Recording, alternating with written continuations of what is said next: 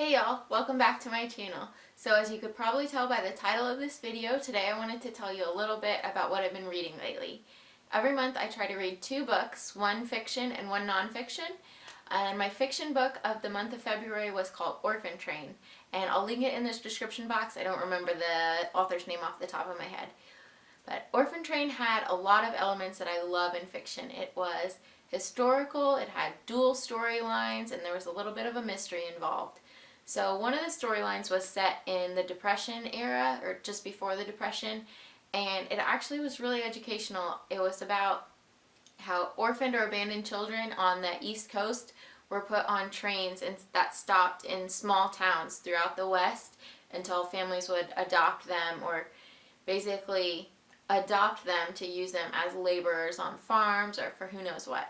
And then the modern day storyline was about a teenager in foster care, and the stories interwove, and it was really good. It sucked me in right away. I was completely absorbed throughout the whole story until the very end. And the one problem I had with this book was I felt like the ending was super abrupt and didn't really satisfy everything had been building up to. The elements were all there, but there wasn't enough elaboration to me about the ending. So I would still definitely recommend it, just based on how engrossed I was for the majority of the story and how interested I was in the characters and their fates, I guess you would say. My nonfiction this month was Sisters First by Barbara and Jenna Bush. And it's a memoir, which I always like to read because it just gives you so much insight into these people you think you know about based on their public face, but you get to learn more about what their life's really like. So immediately within the first chapter, I thought, I wish I had a sister. Like, a twin would be great, but just a sister. I'm just stuck with brothers. No offense, John Paul, love you, but it would be so nice to have a sister. Then by the end of the book, I was like, yeah, I want a sister, but forget that. Like, I just want to be adopted by the Bush family. Like, I loved hearing about, the grandparents, and on both sides, on the Bush side and on the other side. And the parents and just their relationships amongst their family.